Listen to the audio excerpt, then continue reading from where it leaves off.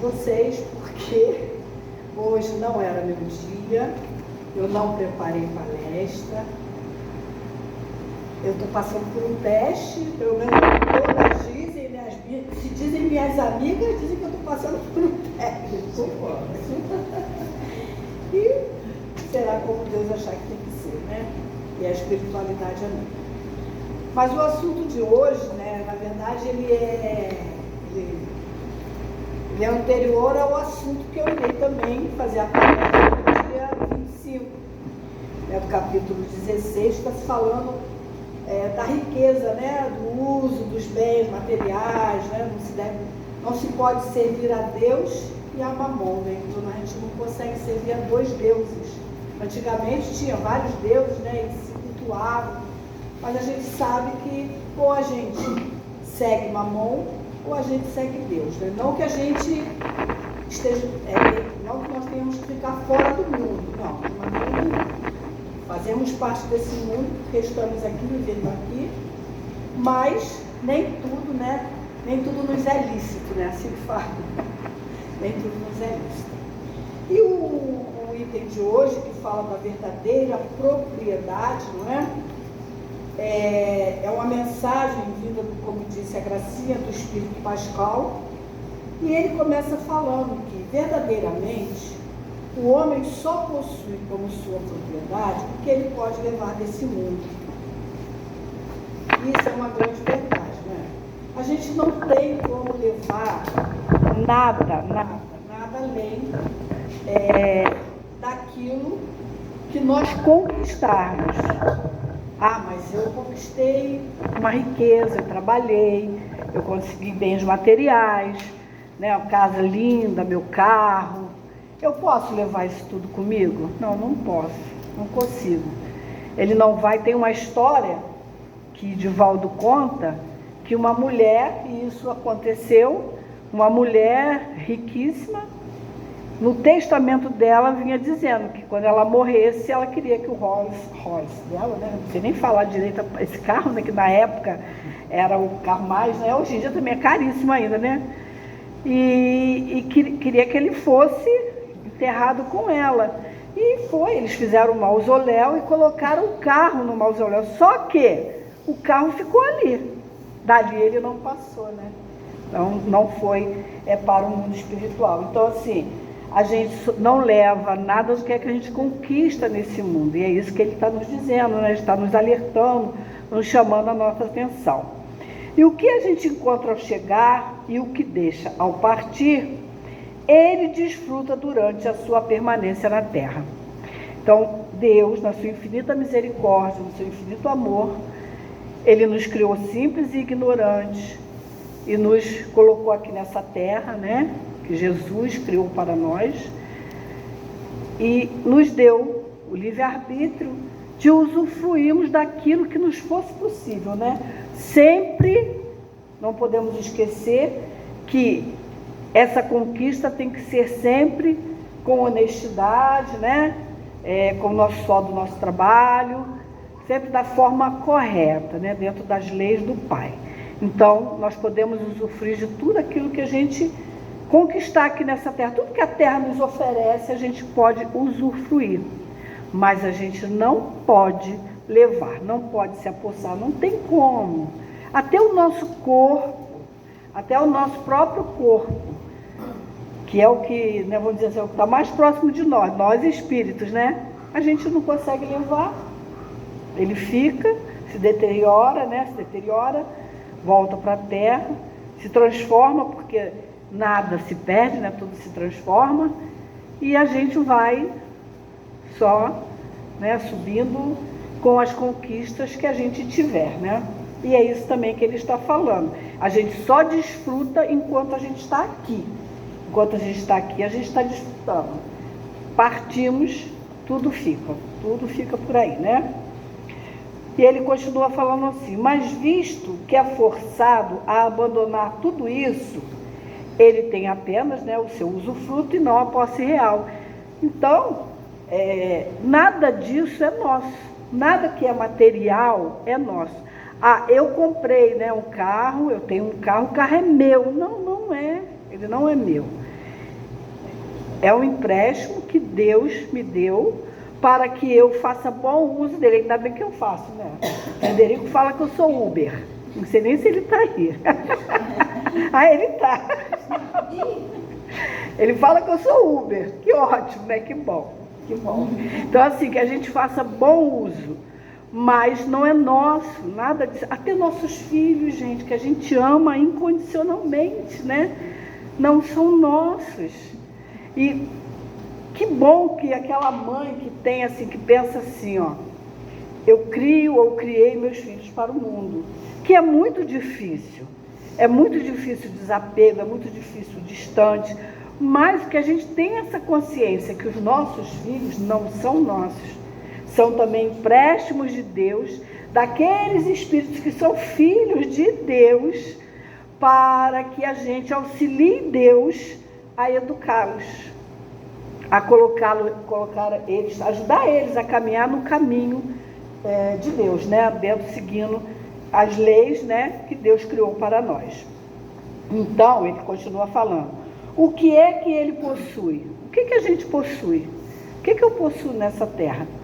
Nada, ele responde, do que é para uso do corpo. Nada do que é material. Nada disso eu possuo. Nada disso eu possuo. E tudo que é para o uso da alma. Lindo isso, né? Tudo que é para o uso da alma. Para nós usarmos como espírito que somos. Estejamos encarnados num corpo de carne, que é aí que nós somos almas, né? Somos almas quando estamos encarnados. É a junção do espírito com o corpo. E como espírito, como quando nós desencarnamos, né? E assim, ó, aí ele dá um exemplo, que é a inteligência, os conhecimentos, as qualidades morais, mas eu vou um pouquinho mais longe, eu vou dizer também que as nossas imperfeições também a gente leva conosco, até quando a gente já estiver na condição de modificar isso. Porque há quantos milênios, isso eu vou falar de mim, há quantos milênios eu me arrasto no meu orgulho, na minha vaidade, no meu egoísmo. Isso foi porque, como eu falei um pouquinho antes, Deus nos criou simples e ignorantes. O Mário fala, né? Eu acredito nisso, que Deus já nos criou perfeito. E é verdade, porque Deus não cria nada que não seja perfeito. Da mão de Deus não sai nada que não seja perfeito. Então Deus nos criou perfeito. Só que a gente não sabe disso. Então a gente veio lá, né? Vamos dizer, como mineral, como vegetal, como animal, conquistando, né? Despertando isso tudo dentro de nós. Mas aí o que a gente faz? Deus nos dá o livre-arbítrio também. Aí a gente começa a deixar que essas coisas materiais, que os bens materiais, que as posses, vá fazendo com que a gente vá botando mais no fundinho, tudo isso de bom que Deus criou pra gente. E aí a gente fica orgulhoso, né? Fica possessivo, fica ciumento, fica egoísta, a gente fica tudo isso. E olha, isso é uma conquista, não é uma boa conquista, mas é uma conquista. O que acontece com a gente? A gente se arrasta com esses sentimentos durante muitas e muitas encarnações. Então, apesar de não ser definitivo, graças a Deus, que seja pode ser por um longo tempo, mas vai ter um fim, porque definitivo é a perfeição e a felicidade, é uma conquista ainda do espírito. Então a gente leva muitas vezes e traz, ó. Então a gente leva com a gente, até a gente conseguir modificar isso, né? Então assim, aí ele continua, né? Eis o que ele traz e o que ele leva consigo, né? É o que eu falei agora.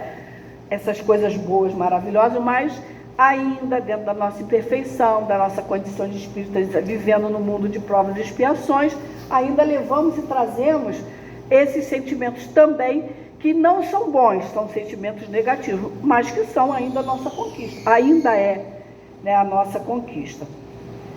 E que ninguém tem o poder de tirar da gente. E ele fala, e o que lhe servirá mais ainda no outro mundo do que neste. Até mesmo a nossa imperfeição. Ninguém tem o poder de tirar da gente. Ninguém conquista nada para a gente. Nós é que temos que conquistar isso. Ninguém sofre por algo que eu fiz e que eu preciso resgatar aquilo. Ninguém. Só eu. Como as coisas boas que eu levo e trago, e aí sim eu já estou com ela desperta em mim, então eu vou passar a utilizar ela enquanto as vidas ainda forem necessárias para estar aqui. Eu vou dar um exemplo um pouco grotesco, mas eu falo da nossa condição ainda de violência. Quantos de nós já não se compraz mais com a violência, de espécie alguma? Então isso é uma conquista. Isso é uma conquista que a gente leva e a gente traz com a gente. Então, nós vamos reencarnar e não vamos mais agir dessa forma. Há muito tempo lá atrás, há milênios lá atrás, né? Lá na época de Gengis Khan, na época da barbárie, nós praticávamos essa violência e achávamos que estava tudo bem. Mas com o nosso caminhar, com as nossas conquistas, isso modificou. Então, assim, nós já não nos comprazemos mais com isso e já não fazemos mais dessa forma. Isso é uma conquista, né? Nós deixamos de lado algo que não era bom e no lugar, com certeza, a gente passou a praticar alguma coisa boa, né? E ninguém, como eu falei, tem o poder nem de tirar isso da gente. Por mais que as pessoas queiram nos aborrecer, por mais que a gente fique chateado, mas é coisa que ainda somos imperfeitos, momentânea, mas essa conquista que nós tenhamos conseguido da bondade, né, como ele fala, da inteligência, do conhecimento, né, das qualidades morais, ninguém tira. E como eu falei, assim, ninguém vai responder por algo que eu fiz, ninguém vai responder por mim, eu é que vou responder. Eu lembro de quando eu não era espírita ainda, eu era bem jovem, que as pessoas falavam, né? Eu lembro disso porque, hoje em dia eu não sei se ainda acontece isso, mas, porque assim, eu já não convivo muito no meio de muita gente, digo de família, essas coisas, mas quando eu era jovem, minha família era muito grande, e aí a pessoa falava assim, aconteceu alguma coisa com a filha do vizinho, principalmente quando... Naquela época, a gente já sou bem velhinha, né? Vamos dizer que perdia a virgindade, ou o namorado abusava e ia embora, ficava grávida. Aí as pessoas falavam, minha mãe falava até, tá vendo? Fulano, que é o pai, fez isso, agora está pagando, a filha ela está pagando o que ele fez. Não, gente, a filha não está pagando o que ele fez. Porque o filho não paga nada pelo pai. Está passando por uma situação que precisa passar. Todos que estão envolvidos ali vão ter o seu quinhão? Vão, porque precisam passar também, junto com ela. Mas não é porque o pai que fez maldade, que era... Não, porque abusou de moças também e largou, não casou. Não, gente, não. O que eu tenho com isso, que meu pai fez isso? Eu não tenho nada com isso. Eu tenho com o que eu fiz, seja em outras vidas ou nessa vida. Então, assim, ninguém tira aquilo que a gente conquista e nem resgata aquilo que eu tenho que resgatar, né? Eis o que ele traz e o que leva consigo, como eu já li, né? O que ninguém tem o poder de lhe tirar. E o que lhe servirá mais ainda no outro mundo do que neste, né? As nossas conquistas morais, as intelectuais também. Quando desencarnamos, nós usamos bastante, né, lá no mundo espiritual, porque é lá que é a verdadeira vida. Lá a gente não tem os nossos sentidos embotados pela matéria. Então, lá nós conseguimos enxergar, ver o que é certo, o que não é, e é através dessas nossas conquistas que a gente consegue trabalhar na espiritualidade e, quando retornar, trazer também essa carga a mais, né, do nosso trabalho lá no bem. Ele continua, unicamente do homem depende estar mais rico ao partir daqui do que ao chegar na terra. Porque do que ele houver adquirido em bem, resultará a sua posição futura.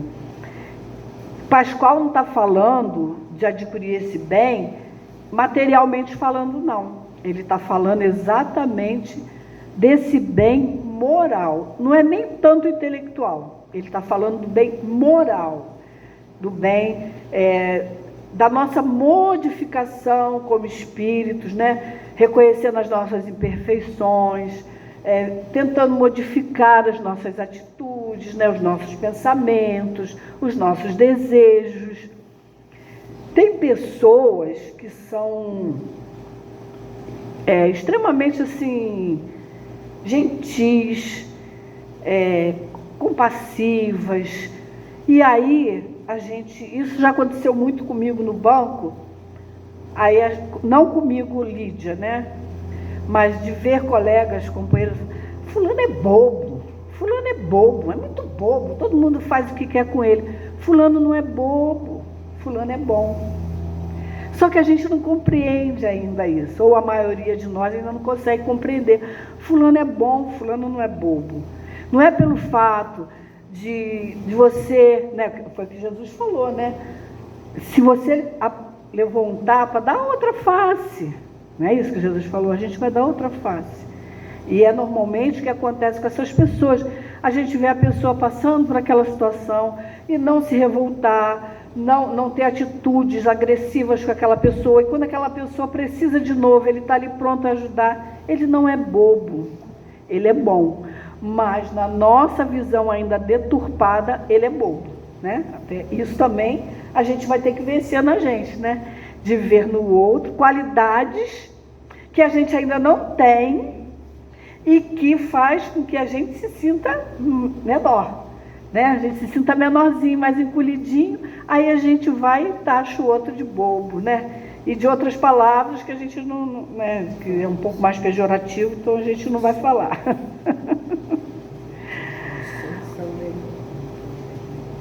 Aí ele fala: quando um homem vai para um país distante, ele arruma a sua bagagem com objetos que tenham uso naquele país, e não com aqueles que lhe seriam inúteis. É verdade, não precisa ser em outro país, não. Né? Não precisa ser em outro país. A gente vai viajar, eu vou para Brasília de vez em quando, né? Então, assim, eu levo aquilo que é assim, estritamente meu mais necessário, que realmente eu vou usar. Porque se a gente encher uma bagagem, encher uma mala de coisas que a gente não precisa, de coisas inúteis, né, é até um pouco, vamos dizer assim, até burrice, né? Não é? É até um pouco burrice a gente pegar e levar coisas exageradas, e já aconteceu pela falta de experiência minha, né? Estou dando um exemplo de viajar, lá no começo, nas primeiras vezes que eu fui, eu colocar roupa aberta, um monte de roupa, porque achava que, né? E, no entanto, não, mesmo que você leve um mínimo, você lava, pode usar de novo. Então, desnecessário, leva-se coisas inúteis, e às vezes eu trazia coisas de volta que nem tirava da mala. Então, eu aprendi um pouquinho, e é isso que ele está falando, né? Porque elas serão coisas inúteis. E aí ele fala: procedei, pois, da mesma forma em relação à vida futura. Fazeis provisões de tudo que nela poderá vos servir. Aí a gente tem que parar e pensar, né? De que vida futura que ele está falando? Da Terra? Dessa existência? A gente tem um futuro? Tem, claro que a gente tem, mas ele é longo? Não, né? Uma existência perante a eternidade, né? Uma gota no oceano. Então, ele está falando da nossa vida futura como espíritos que somos, espíritos imortais, filhos de Deus. O que eu preciso colocar na minha bagagem quando chegar a minha hora de pegar minha mala e partir? O que eu vou levar? Eu vou levar mesquinharia, vou levar, né, apego, vou levar coisas pequenas. Se eu posso ter conquistas maiores, se eu posso trabalhar o meu interior para que eu consiga amar mais o meu próximo, para que eu consiga deixar de lado aquele meu sentimento em relação a alguém que não me é ainda muito simpático, mas eu posso, como Jesus falou, que a gente tem que amar o inimigo, mas amar o inimigo não é amar como eu amo o amigo, mas eu posso cuidar do meu inimigo. Então assim, eu posso tentar modificar, ver aquela pessoa, vamos ver qual é a dificuldade dela. Quantas das vezes ela é uma pessoa tão triste, tão carente, tão sofrida, mas veste também uma armadura para se proteger, e aí a gente só se deixa levar por aquela aparência, por aquela primeira capa que a gente vê. Então é isso que a gente tem que fazer, trabalhar em nós os nossos sentimentos, as nossas atitudes, os nossos pensamentos, para que a nossa bagagem seja de coisas úteis para quando a gente for fazer a nossa viagem, né, de volta ao nosso, a nossa verdadeira vida, né, que é a vida espiritual. E ele continua falando: ao viajante que chega a um albergue, se ele pode pagar, é dado um bom alojamento. Ao que tem menos recurso, é dado um não tão bom quanto ao primeiro. E aquele que não tem, é deixado ao relento. Isso é verdade, né, gente? A gente vê pessoas entrando em lojas, eu que trabalhei com pessoas, né, no banco, eu via muito isso acontecer, de pessoas entrar simplesinha, vamos botar assim, entre aspas, mal vestidas, e as pessoas não darem muita importância. E muitas vezes, porque a gente tinha meta, né? A gente tinha que vender, tinha meta. Então, não vou perder meu tempo com aquela criatura ali, porque não tem nada, né? E se iludia com pessoas bonitas, bem vestidas. Isso não quer... Olha, quando eu trabalhei na cidade, há muitos anos, eu era bem novinha, era brotinho. Eu tinha uns 22 anos. Eu trabalhei foi logo que começou o negócio de computador, que ainda era aquela máquina imensa, com aqueles cartão perfurado. Eu trabalhei numa empresa assim, era Elo, o nome da empresa. Eu tinha uma colega que trabalhava comigo, Sônia é o nome dela. Gente, ela era deslumbrante. Eu nunca fui muito de me arrumar assim, eu me arrumei um pouco melhor quando eu fui para o banco, porque eu nunca liguei muito assim, eu gostei de dar calça jeans, camiseta. Mas, gente, ela era deslumbrante. Ela tinha, na época, era aquele cabelo meio pigmalião. Ela tinha um cabelo parecido com a da Lucy, assim, aqueles caixão. E ela usava aquele cabelo comprido, todo assim, sabe, cacheado. Andava de bota, andava toda elegante. Ela trabalhava igual a gente, era a mesma função. Nem me lembro mais o que eu fazia lá. Mas a menina andava, olha, depois a gente viu. A bota dela, tadinha, ela botava papelão embaixo, porque era furada. Mas eram coisas que a gente não via, né? As roupas dela, ela mesma fazia, consertava, ela mesma criava coisa que ela ganhava, porque ela morava ali em Senador Camará, onde tem aqueles apartamentos. Como é que é o nome daquilo ali, meu Deus? No Viegas, né? Viegas? Não, ali é Viegas, que é na Avenida Santa Cruz, aqueles apartamentos da Coab. Oi? É o Sapo, Luiz, isso mesmo, é o Sapo. Gente, eu morava lá perto, eu sou cria da Coreia, tá? Não estou falando mal não, por favor, porque eu sou de lá. Gente, ela era a mais velha, ela tinha mais duas irmãs, era a mãe e o pai, eles eram pobres de Marredeci.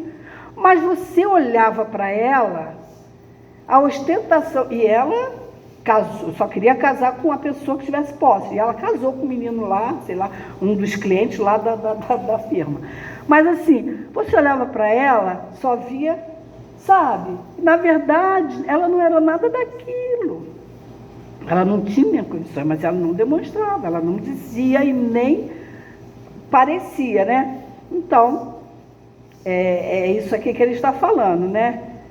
Ela não podia pagar, mas ela ostentava. Então isso é uma grande bobagem nossa, da gente olhar e avaliar a pessoa pelo seu externo.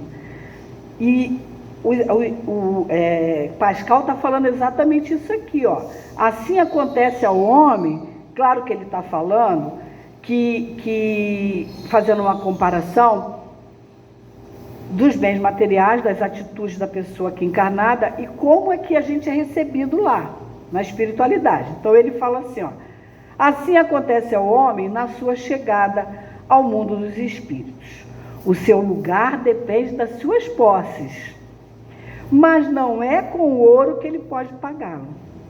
Ninguém lhe perguntará quantos tinha na terra, que posição ocupavas, eras príncipe ou operário? No entanto, lhe perguntará o que trazes. É igual o óbolo da viúva, né? Quando Jesus falou para os apóstolos, tá vendo aquela velhinha lá, aquela senhorinha lá? Ela está dando daquilo que ela não tem. Ela está tirando dela para dar aquelas 2 moedinhas ali. Tem muito mais valor do que aqueles monte de ouro que os outros davam, porque os outros davam do que lhe sobrava. Ela estava dando do que lhe faltava. Então, é o peso, né? As moedas dela pesou muito mais do que aquilo, e é isso que ele está falando. O que trazes, né? O que fizeste quando estava lá encarnado, né? Quantos você ajudou, né? Quantos você socorreu, quantos você abaixou a sua cabeça e deixou sua lágrima escorrer enquanto aquele te maltratava e você não revidou. É tudo isso que ele está falando para a gente. Então, nós temos que parar e pensar, né? O que a gente está levando, né? O que trazes aí na sua bagagem? Tem uma história pequenininha de um indivíduo, de uma pessoa, ele era um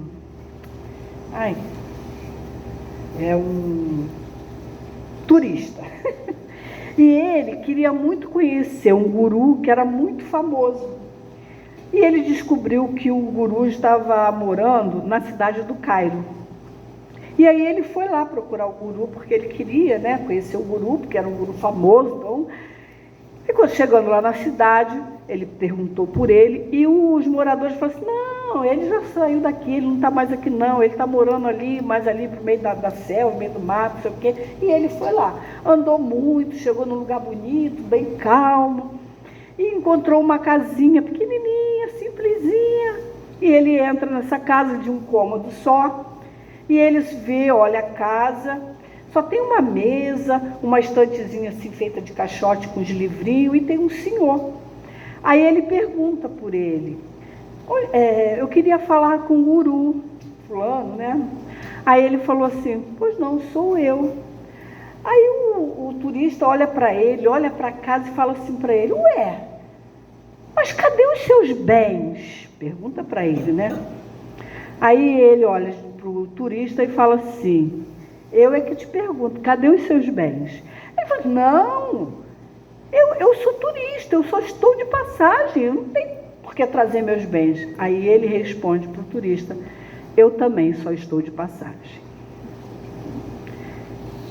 Nós só estamos de passagem nessa terra. É lícito, é justo a gente usar daquilo que Deus disponibiliza para a gente, dos empréstimos que Deus faz para nós? Sim, é mais do que justo, mas que nós saibamos usar os empréstimos que Deus nos dá, né?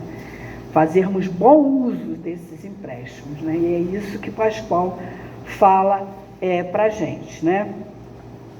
E aí, a segunda parte aqui, do item 10, está falando dos bens da terra que pertencem a Deus, que os distribui de acordo com a sua vontade, né? Com a vontade de Deus, que nós, homens, apenas usufruímos dele.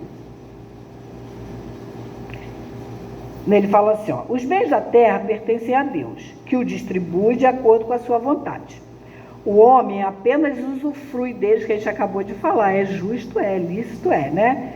É o seu administrador, mais ou menos íntegro e inteligente. Uma prova de que eles pertencem muito pouco ao homem é que Deus frequentemente anula todas as suas previsões, fazendo com que a riqueza escape daquele que se acredita com os melhores títulos para possuí-la. E a gente vê muito isso, né? A gente vê, eu acho que, não sei se ainda acontece, mas antigamente acontecia demais, né? As pessoas possuíam, tinham posses, muitas posses, e de repente ficava sem nada. E o que fazia? Tirava a própria vida, né?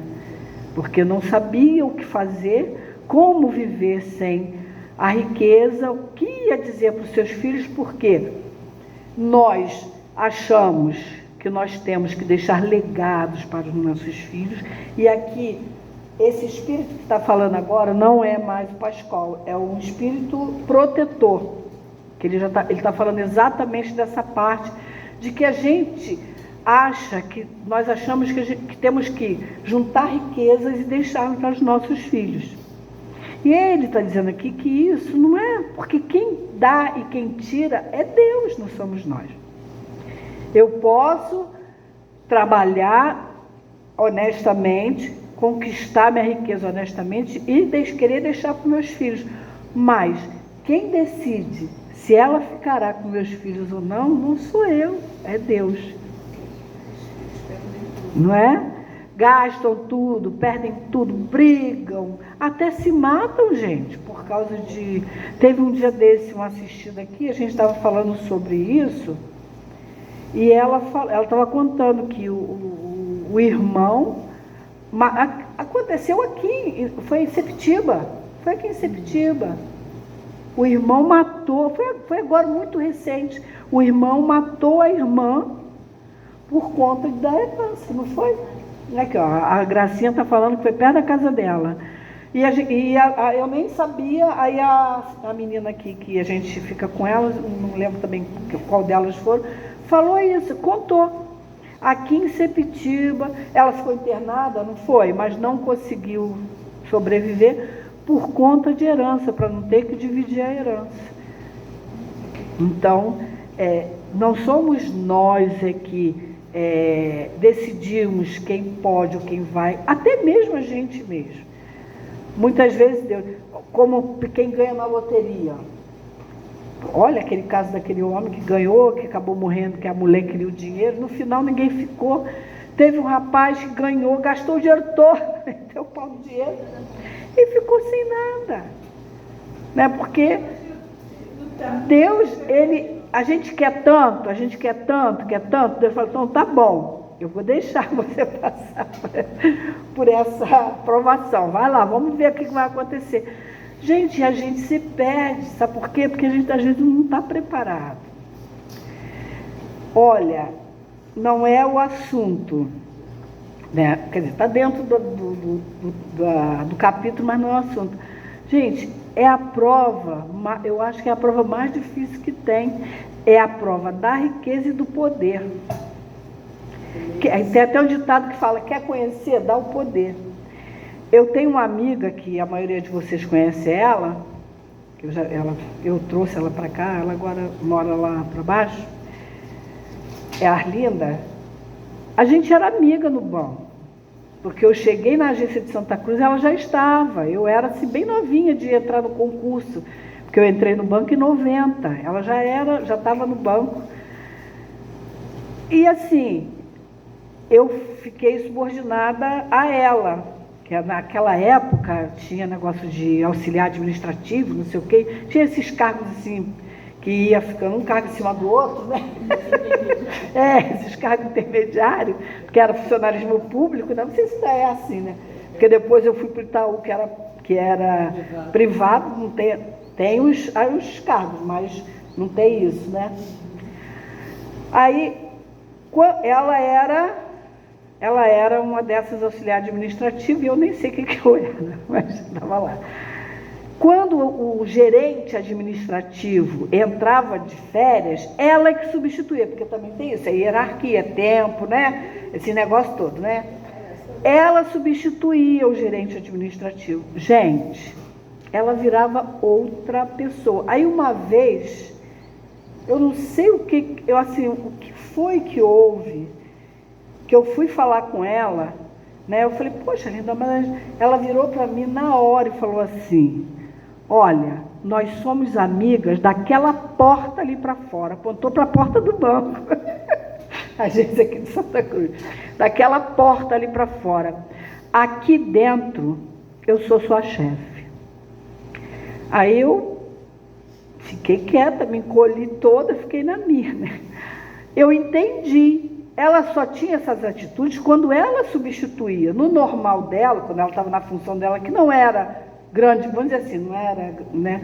Ela ficava numa boa, mas quando ela substituía o gerente administrativo, ela se transformava. Aí eu tinha um colega que falava assim para mim, eu não sei como é que tu aguenta ela. Aí falava para mim, você é muito boba, porque tu aguenta ela fazendo essas coisas. Você fala, deixa ela. Eu falei, gente, eu vou fazer o que com a criatura? E eu gosto dela, gosto muito dela. Ela passou por um momento muito difícil na vida dela. A Isis, lembra, né, Isis?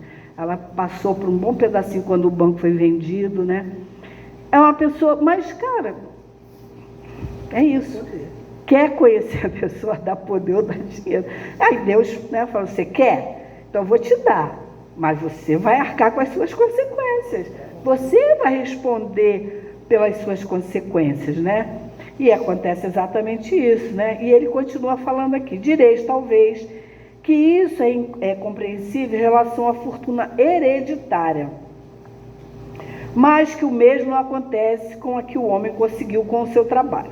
Sem dúvida alguma, se a riqueza legítima, essa é a que se adquiriu honestamente, porque uma propriedade só é legitimamente adquirida quando para conquistá-la não se prejudicou ninguém, né? Aí a gente fala, vamos botar nossa mão na consciência, vamos ver, né, se de repente a gente, para conquistar alguma coisa, às vezes até um cargo, às vezes até uma posição no nosso trabalho, ou até uma condição com os nossos filhos, né, querer ficar bem na fita. Será que a gente fez isso sem prejudicar ninguém? Honestamente? Porque, gente, está se falando de bens materiais, mas a gente tem que lembrar de todos os bens que a gente possui, porque tudo é um bem, né? A forma como a gente vive com o outro, aquilo que a gente faz para o outro, que a gente, então, isso, a gente ouvir e calar, né? É uma conquista, é um bem que a gente tem. A gente doeu, mas eu tenho que me calar, porque senão pode ser muito pior, ou para mim, ou para, né? Então, assim, tudo isso é o que ele está falando, tudo que a gente adquiriu legitimamente, se a gente não prejudicou ninguém para adquirir aquilo, né? Vai ser pedido conta até o último centavo mal adquirido, se a gente conquistar em prejuízo de alguém. E isso dói, hein? Vamos pensar, vamos botar aqui a caixola para funcionar. Aí ele continua, mas porque um homem deve sua riqueza a si mesmo, terá alguma vantagem ao morrer? Os cuidados que ele toma para transmitir aos seus descendentes frequentemente não são inúteis, pois se Deus não quiser, eles não a recebem, não é? Nada poderá prevalecer contra a sua vontade, ou seja, contra a vontade de Deus, né? E aí ele, no finalzinho, ele fala assim para a gente. Ele fala assim, ó, Deus pode ter querido recompensá-lo durante esta vida por seus esforços, sua coragem e sua perseverança. Mas se ele serviu-se dela apenas para a satisfação de seus sentidos e do seu orgulho, se ela se tornou em suas mãos um motivo de queda, valeria mais não tê-la possuído. Ele perde de um lado que ganhou de outro, anulando o mérito do seu trabalho. E quando deixar a terra, Deus lhe dirá que já recebeu a sua recompensa. Tem uma história de Natal que assim retrata bem todo esse capítulo. Eu acho que na minha outra palestra eu vou contar a mesma história, porque ela era da outra palestra, sabe? Mas me botaram para fazer hoje, eu puxei. Que é um conto de Natal, é o nome da palestra. É uma história de um homem chamado Scrooge, não sei se estou falando certo, né?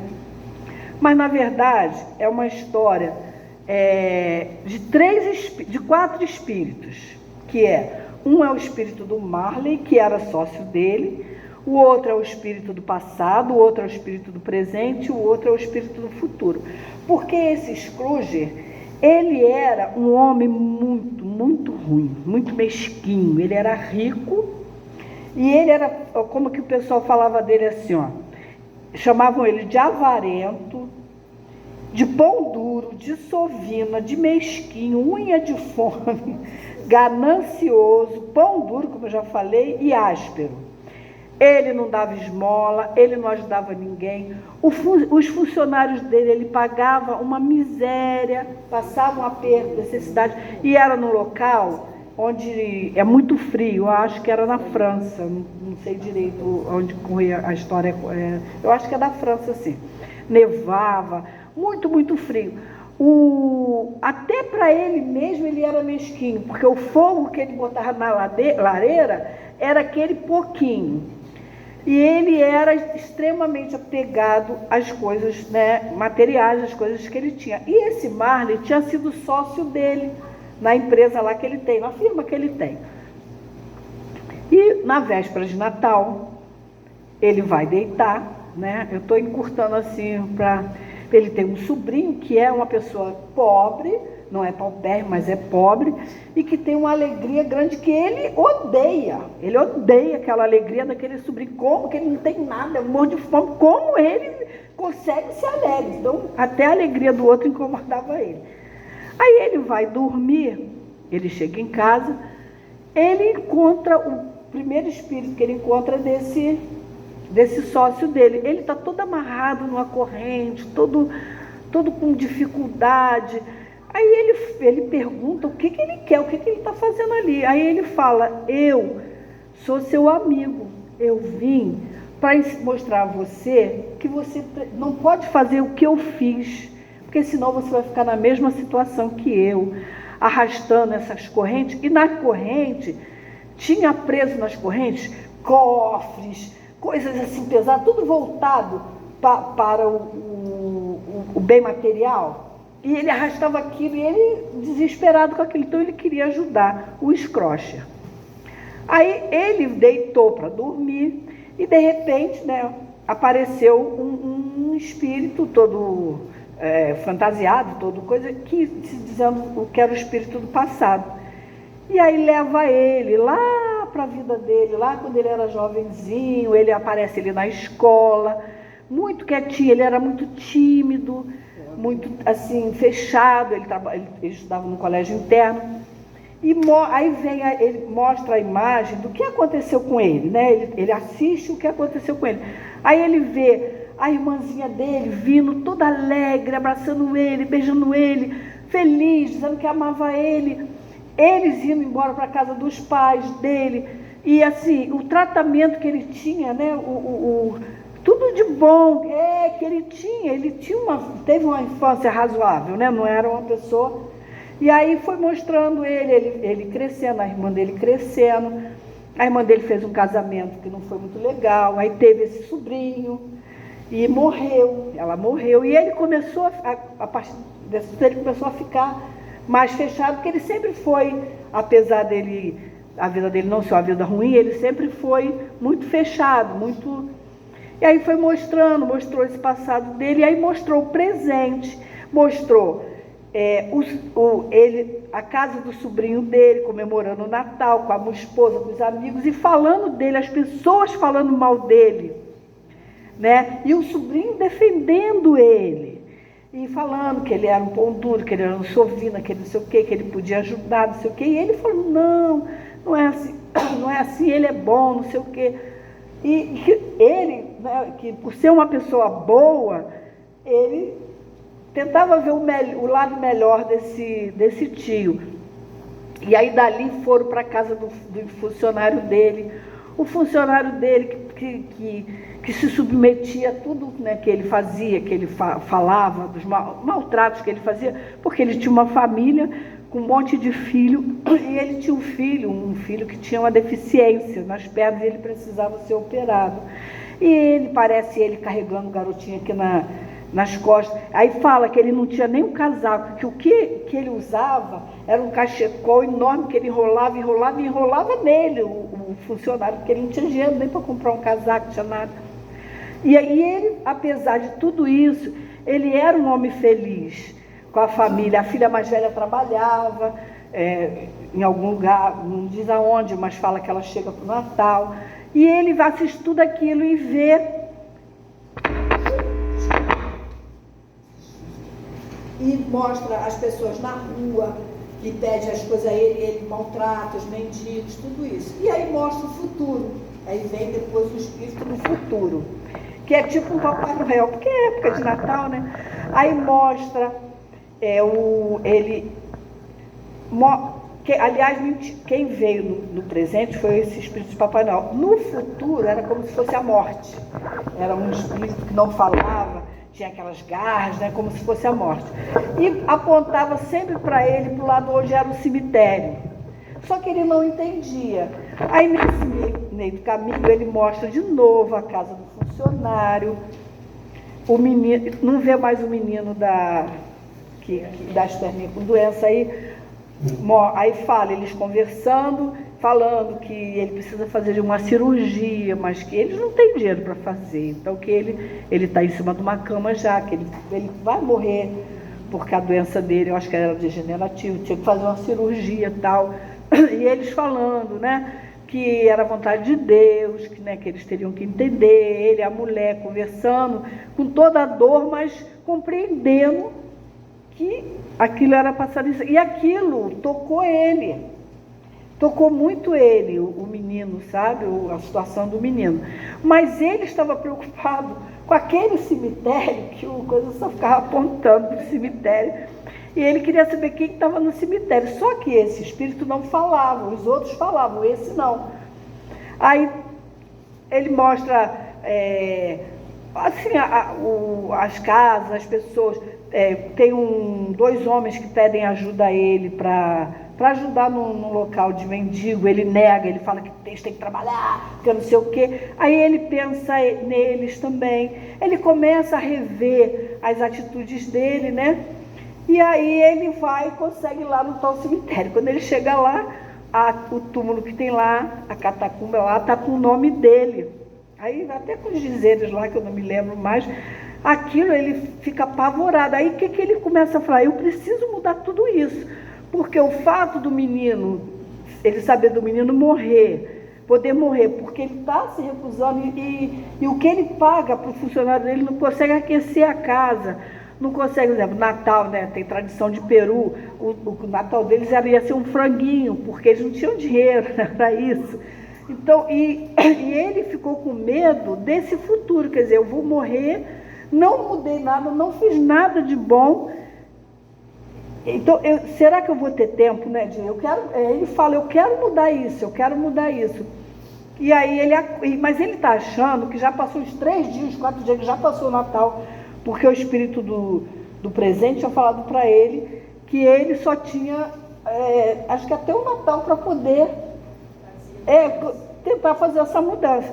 Ele fica desesperado, mas quando ele acorda, ele vê que ele ainda está na véspera do Natal, que não passou.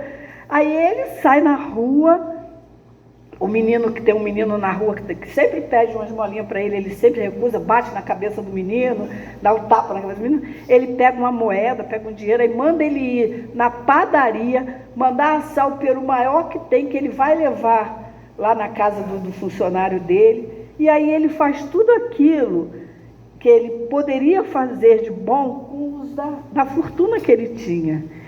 E ele pega o peru, vai na casa do funcionário, dá o peru, dá um aumento para ele, fala para ele que ele pode ficar em casa, porque ele queria que ele fosse trabalhar até no dia 25, sabe?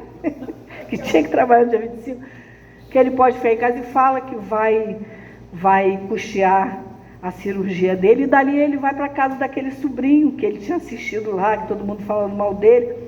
Mas ele vai meio receoso, né? Porque o sobrinho chamava ele para ir e ele sempre recusava, falava um monte de bobagem para o sobrinho. E chega lá, o sobrinho recebe ele bem, a esposa do sobrinho recebe ele bem.